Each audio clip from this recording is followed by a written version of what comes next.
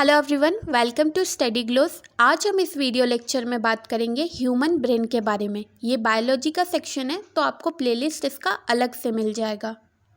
So today we are going to discuss about the most important part of human body, और we can say that the controller of human body, that is our brain. So starting with layers, brain के outer most side और skull के inner most side में total 8 layers होते हैं, और यही layers को कहा जाता है कैनिंग लेयर। और ये लेयर्स 1 बाय 1 होते हैं जो कनेक्ट होता है स्कल के साथ, और इसका बेसिकली काम यही है कि ये ब्रेन को प्रोटेक्शन प्रोवाइड करता है, मतलब बाहरी चोट से ब्रेन को प्रोटेक्शन प्रोवाइड। अब हम टाइप्स ऑफ ब्रेन को ध्यान से देखते हैं। सबसे पहला वाला पार्ट होता है फॉर ब्रेन, जो अपर साइड में होता है वो फॉर ब्रेन होता है, और फॉर ब्रेन के ठीक नीचे मिड ब्रेन कहा जाता है, क्योंकि ये मिडल में रहता है तो इसको मिड ब्रेन कहा जाता है। और नीचे जो स्पाइनल कॉर्ड के साथ कनेक्ट होता है सबसे नीचे मिड ब्रेन के नीचे, इसको कहा जाता है हेड ब्रेन। तो ब्रेन के टोटल 3 टाइप है, फॉर ब्रेन, मिड ब्रेन और हेड ब्रेन। तो ब्रेन के टोटल 3 टाइप्स है, फॉर ब्रेन, मिड ब्रेन और हेड ब्रेन। फॉर ब्रेन फिर फर्दर टाइप्स में डिवाइडेड है, मिड ब्रेन भी टाइप्स में डिवाइडेड है और हेड ब्रेन भी। फॉर ब्रेन फर्दर 3 टाइप में डिवाइडेड है। First one is cerebrum, thalamus, second one is और थर्ड वन इज हाइपोथैलेमस। और सेरिबेरम का काम क्या है? Cerebrum largest part of brain कह सकते हैं, क्योंकि ये पूरे ब्रेन का 66% खुद ही घेर लेता है। तो अगर एग्जाम में पूछा जाए कि लार्जेस्ट पार्ट ऑफ ब्रेन क्या है, तो वो सेरिबेरम होगा। अगर फॉर ब्रेन हिंट, तो सेरिबेरम का जो मेन वर्क है वो मेमोरी को कंट्रोल करना होता है। मेमोरी को वो कंट्रोल करके रखता है। डे टू डे लाइफ में ऐसा बहुत सारा चीज़ है जिसको हमें मेमोरी में स्टोर करके रखना पड़ता है, तो ये सेरिबेरम हेल्प करता है। सेरिबेरम का मेन वर्क यही है कि ये मेमोरी को कंट्रोल करता है, और ये largest part of human brain है।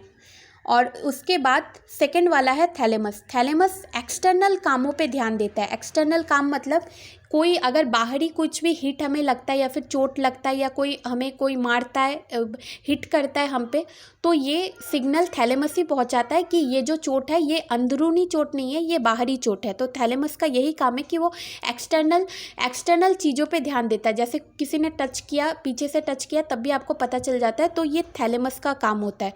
और थैलेमस का ये भी काम होता है कि वेदर क्या है। अगर ठंडा लगता है तो हम जल्दी से कुछ गर्म कपड़ा पहन लेते हैं, और अगर गर्मी लगता है तो हम एसी या कूलर वगैरह ऑन कर लेते हैं। तो ये वेदर का भी पता हमें थैलेमस ही देता है। और फिर है हाइपोथैलेमस। हाइपोथैलेमस बहुत इंपॉर्टेंट है, इसी के अंदर पिट्यूटरी ग्लैंड भी आता है। तो पिट्यूटरी ग्लैंड जिसको कहते हैं मास्टर ग्लैंड, इसके बारे में हम किसी और दिन डिटेल्स में बात करेंगे। पर हाइपोथैलेमस का काम क्या होता है? इंटरनली जो कुछ आपके बॉडी में हो रहा है वो सब कुछ कंट्रोल करता है हाइपोथैलेमस।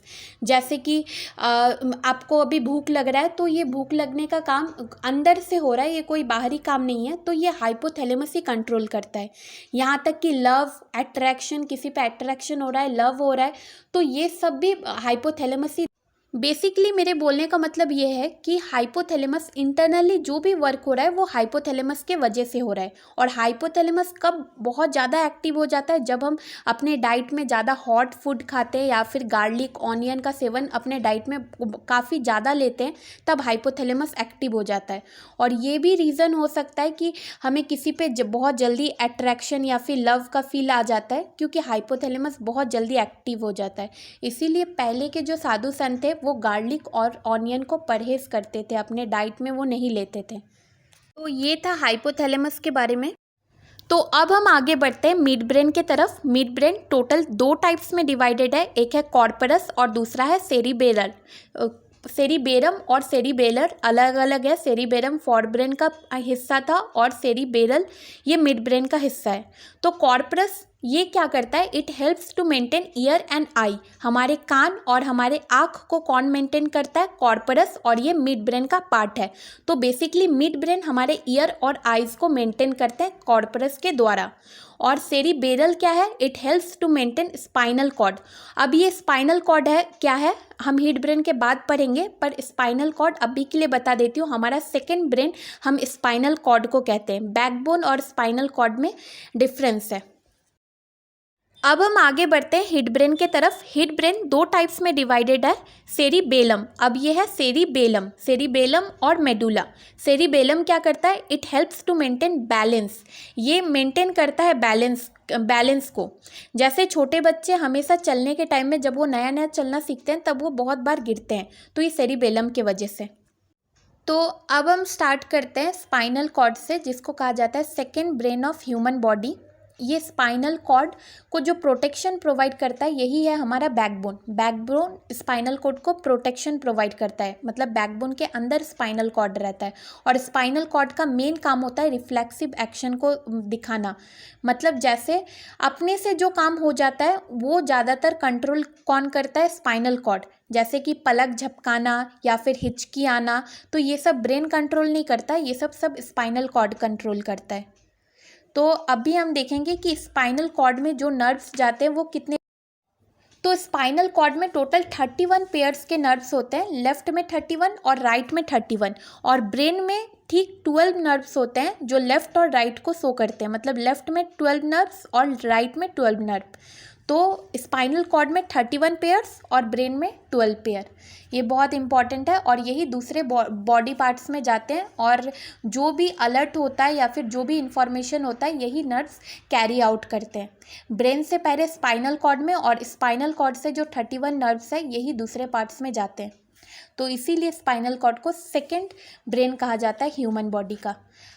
तो ये जो रियलिस्टिक पिक्चर है स्पाइनल कॉर्ड का, तो यही जो 12 टाइप्स ऑफ नर्व्स है और 31 नर्व्स है, इनको प्लस करके ही पेरिफेरल नर्वस सिस्टम बनता है, और साथ में सेंट्रल नर्वस सिस्टम होता है ब्रेन और तो ये है एंड ऑफ दिस लेक्चर। हमने नर्वस सिस्टम को भी देख लिया। नर्वस सिस्टम के टोटल 3 टाइप्स है, central nervous system, peripheral nervous system और ऑटोनोमस नर्वस सिस्टम। सेंट्रल में ब्रेन और स्पाइनल कॉर्ड आ जाएगा, और ब्रेन में जो नर्व्स है और स्पाइनल कॉर्ड में जो नर्व है उसको मिला के पेरिफेरल नर्वस सिस्टम।